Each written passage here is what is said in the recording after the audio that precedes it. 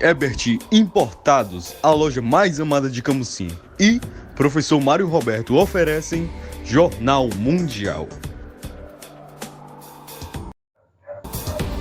Boa noite. Boa noite. Em Minas Gerais, uma casa desaba cerca de 15 minutos após uma vistoria do Corpo de Bombeiros. O diretor-geral do ONS afirma que o apagão nacional do último dia 15 foi causado por uma falha de equipamentos em uma usina de energia. A Grécia enfrenta os maiores incêndios já registrados na União Europeia. O bloco mobiliza esforços para ajudar no combate às chamas. Na Guatemala, o partido do presidente eleito é suspenso temporariamente pelo Tribunal Eleitoral. Nos Estados Unidos, a tempestade tropical Idália ganha força e vira um furacão rumo à Flórida. O presidente Lula assina uma medida provisória que altera a tributação dos fundos exclusivos.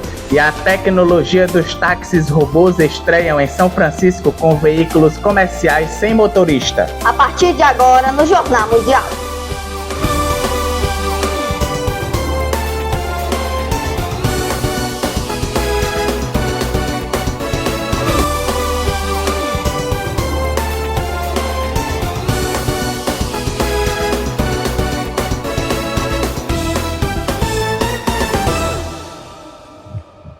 O Supremo Tribunal Eleitoral da Guatemala suspendeu a pedido de um juiz do partido Semilha do presidente eleito Bernardo Arévalo, que deveria tomar posse em 14 de janeiro, depois que o órgão oficializasse também a vitória do social-democrata.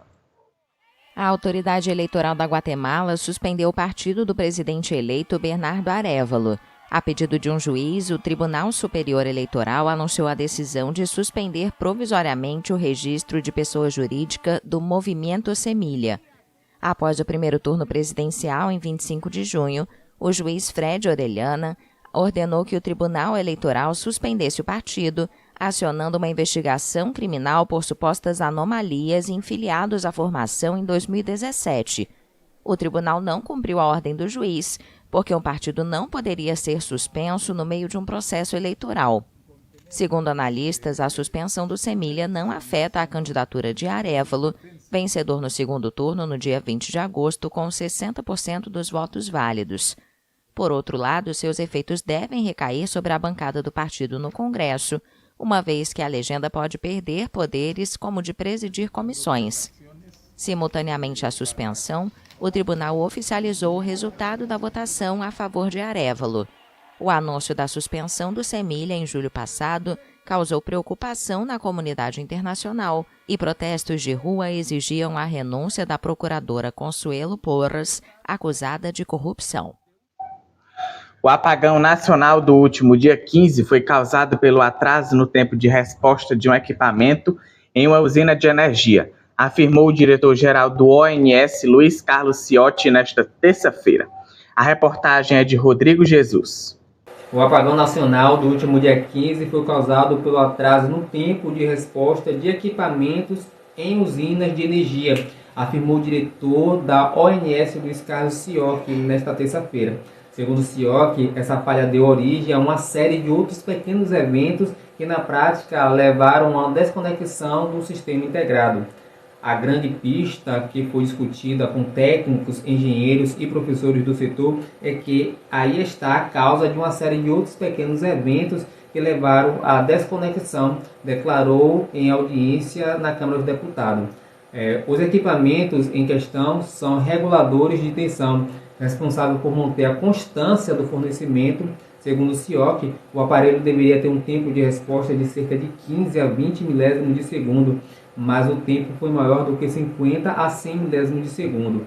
Com o resultado, as 26 unidades da federação, que compõem a rede interligada, passaram por instabilidade e quedas de energia.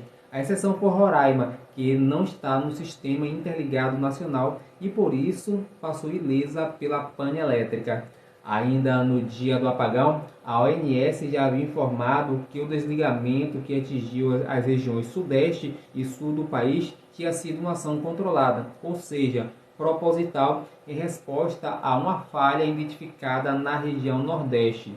Ou seja, o sistema tinha sido desarmado para evitar que um problema pontual se propagasse e acabasse danificando equipamentos por sobrecarga, por exemplo.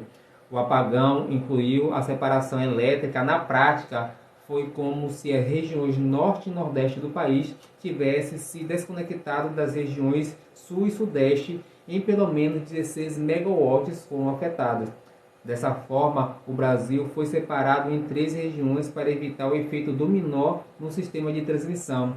Depois, o consumo foi desligado para reequilibrar o fornecimento de energia, uma vez que o Nordeste é exportador de energia para as regiões que foi isolado, pelo menos 16 megawatts foram afetados. Com isso, representa 27% do consumo de energia elétrica nacional. Uma casa desabou 15 minutos após uma vistoria do Corpo de Bombeiros em Lavras, no estado de Minas Gerais. Caio Teles traz agora mais informações para a gente, direto de Fortaleza. Boa noite, Caio. Que situação, hein? Oi, Gabriel, Alice, boa noite para vocês e a todos que estão conosco. Bem, uma casa desabou na tarde da segunda-feira na rua Paulo Costa Pereira, em Lavras, Minas Gerais. Segundo o Corpo de Bombeiros, o imóvel desabou 15 minutos após a vistoria dos militares. Um coelho foi resgatado. De acordo com os bombeiros, os militares foram acionados para vistoriar a casa, que apresentava risco de desabamento no local. O solicitamento informou que o imóvel era de sua falecida mãe e estava desabitada.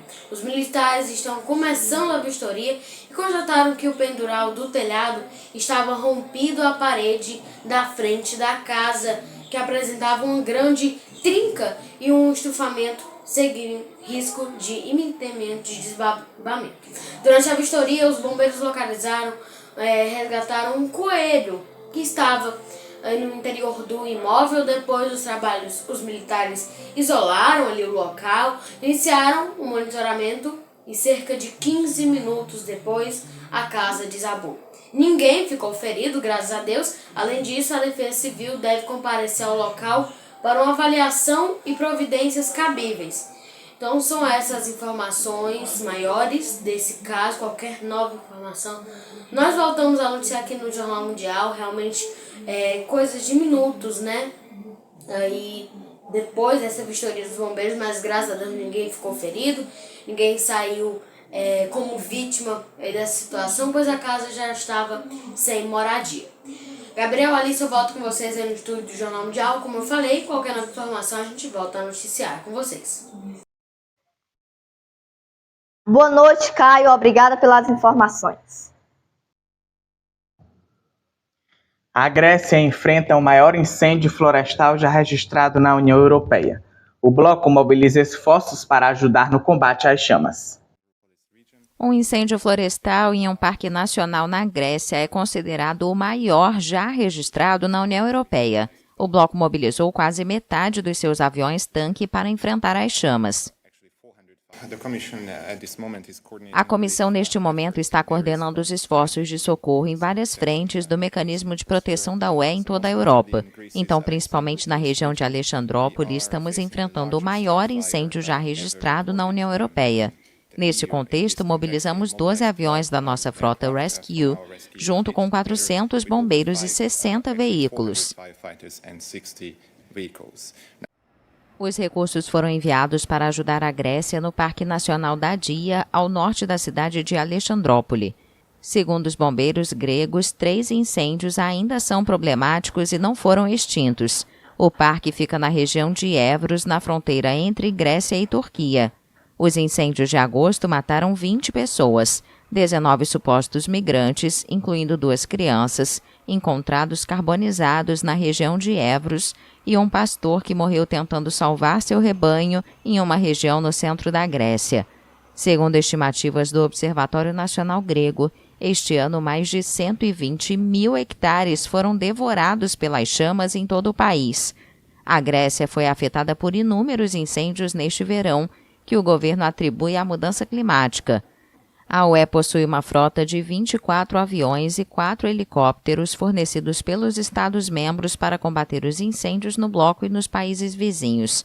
Atualmente, a União trabalha na criação de uma esquadra aérea autônoma financiada pela UE e composta por 12 aviões, que estará em pleno funcionamento em 2030. Veja a seguir, nos Estados Unidos a tempestade tropical Idália ganha força e vira um furacão rumo à Flórida. E a tecnologia dos táxis robôs estreiam em São Francisco. Jornal Mundial é patrocinado por Professor Mário Roberto, Renovação e Compromisso. Herbert Importados, a loja mais amada de Camusim. Luciene Manicure e Pedicure. MN Modas, organização Márcia.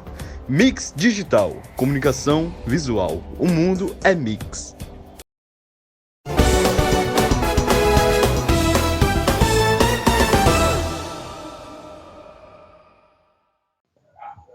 O presidente Lula assinou uma medida provisória que altera a tributação dos fundos exclusivos. Além disso, enviou ao Congresso um projeto de lei que tributa o capital de residentes brasileiros aplicado em paraísos fiscais.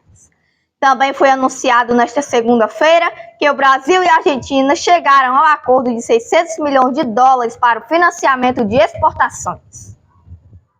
O presidente Lula anunciou nesta segunda-feira uma medida provisória que altera a tributação dos fundos exclusivos ou dos super-ricos. A medida prevê um aumento na arrecadação. Além disso, o presidente enviou ao Congresso um projeto de lei que tributa o capital de residentes brasileiros aplicado em paraísos fiscais.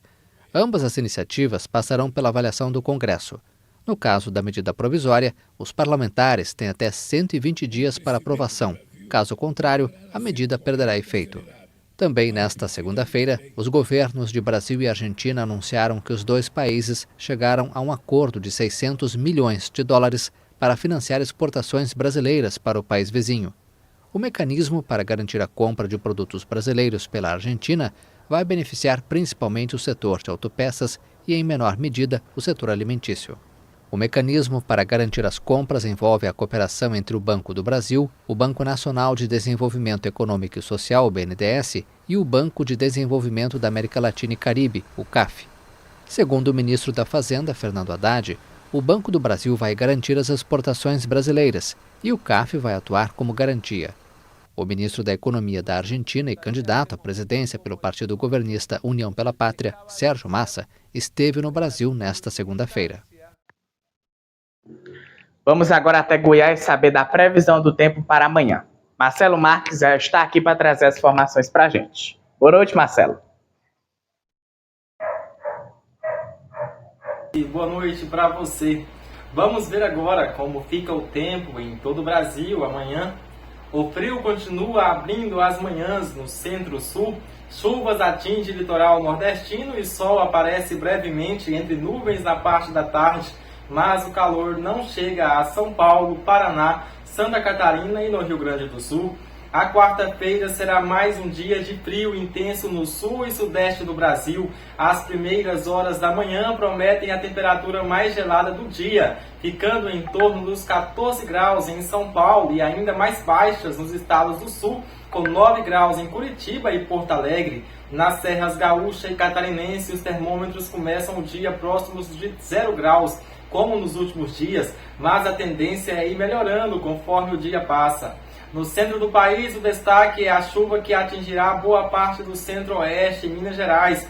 Um sistema de baixa pressão fará o dia ser chuvoso em Mato Grosso do Sul, Goiás e no Distrito Federal. Na região que vai de Mato Grosso ao interior nordestino e também em parte do norte, o clima será quente, um pouco mais seco e com as temperaturas mais altas do país.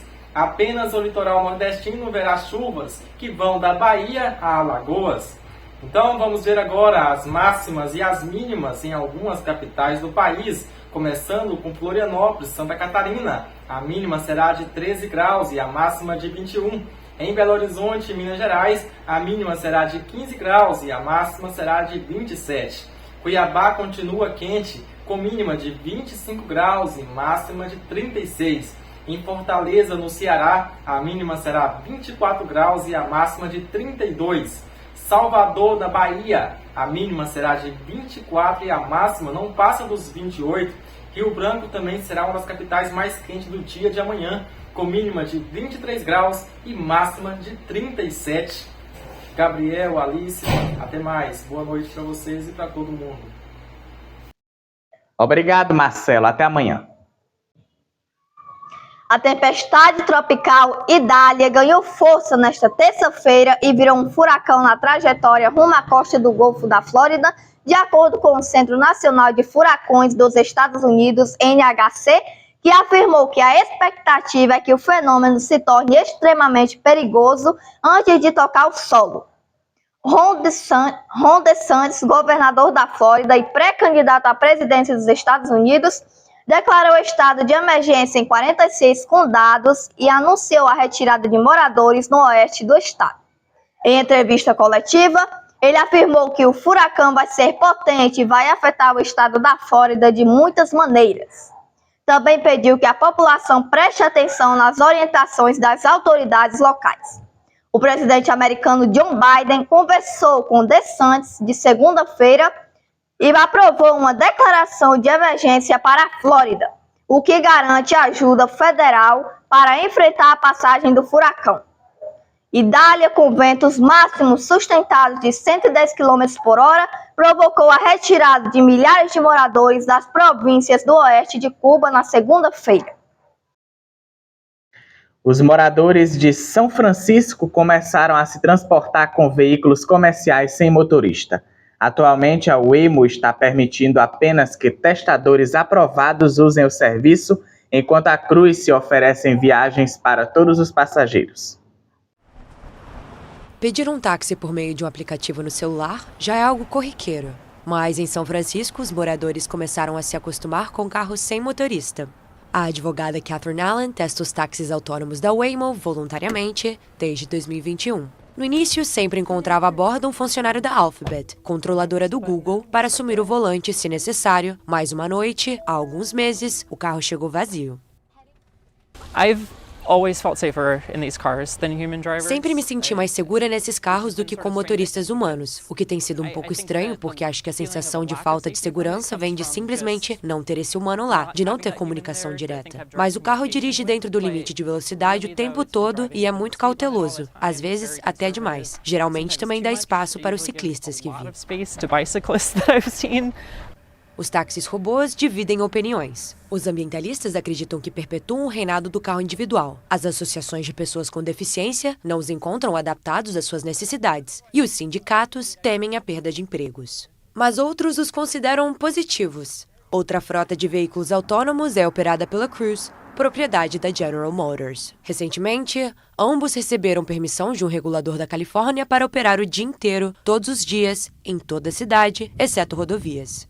O veículo chamado Percussion chegou rapidamente, mas em vez de pegar a rota que chegaria ao supermercado em menos de 5 minutos, ele fez um longo desvio sem explicação.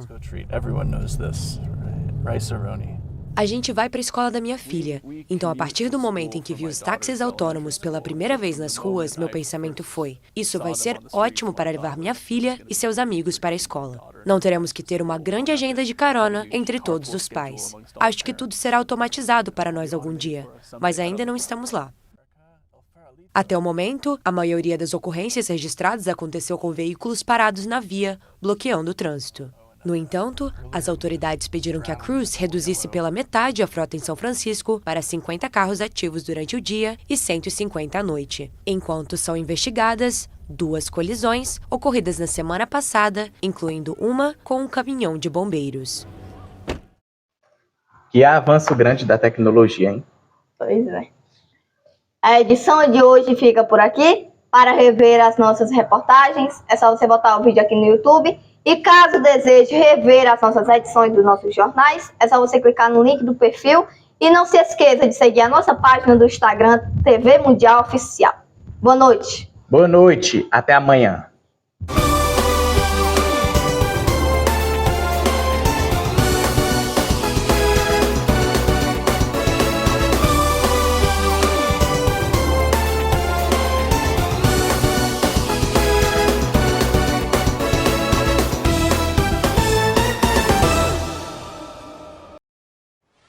Jornal Mundial. Oferecimento: Herbert Importados, a loja mais amada de Camusim. Luciene Manicure e Pedicure. E Mix Digital, comunicação visual. O mundo é Mix.